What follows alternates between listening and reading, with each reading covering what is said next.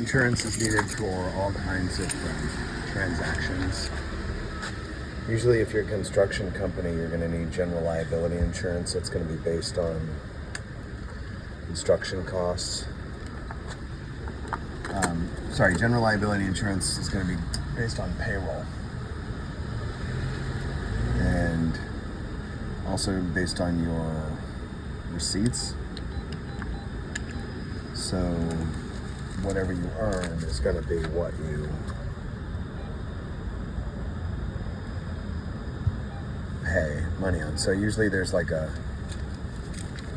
projected amount of revenues for the year, and then there are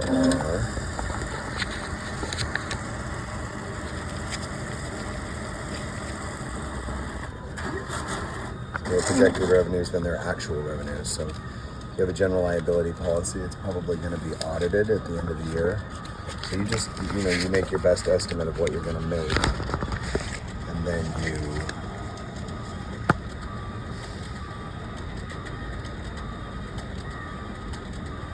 at the end of the term, then you give the actual amount. And payroll is the same. Washington State, it's $600 a week is what the payroll cap is per employee. And then for owners, it's $17,800.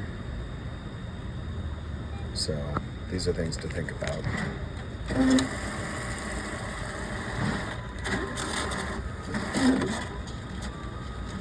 Right, so for construction insurance, this is something to think about. You're going to need general liability. That's third-party bodily injury, property damage.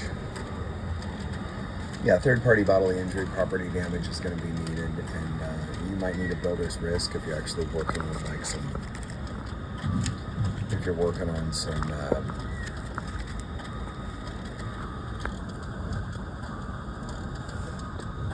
that would be the property exposure, like the building materials that are going to become part of the main project. That's the property exposure.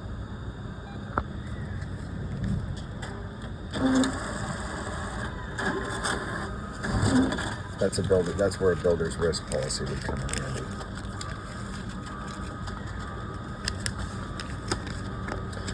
What else would you need? Employment practices liability. That's the hiring, firing, discrimination. If you have any sort of employee issues. Employer's liability, that's separate. That would be the handling of retirement funds. There's also fiduciary exposure there.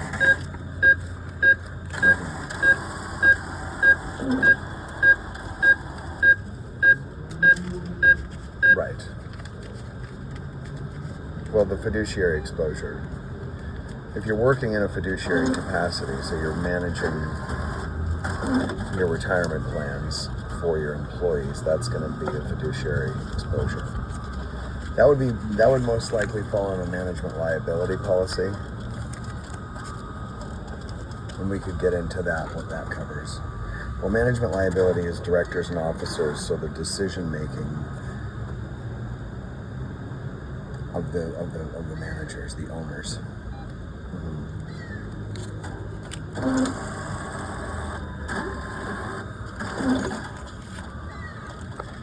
Yeah, that'd be the decision making of the owners. So to recap, property insurance could be property and equipment, like you rent out an office space. In there you've got desks, chairs, you've got computers. That's your property.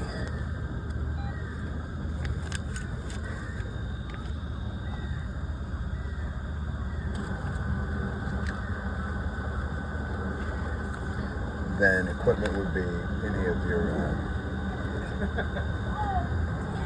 the equipment would be anything you need for that. So for equipment is going to be coverage that and then the next one down would be general liability, so that's third-party bodily injury, property damage. And then the next one would be excess liability. And then beyond that would be the management liability we discussed, so like directors and officers or employment practices liability. It's usually $1 million limit for the D&O and $1 million limit for the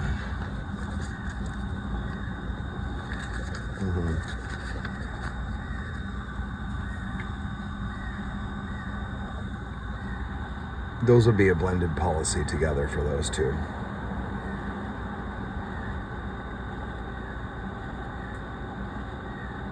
Right.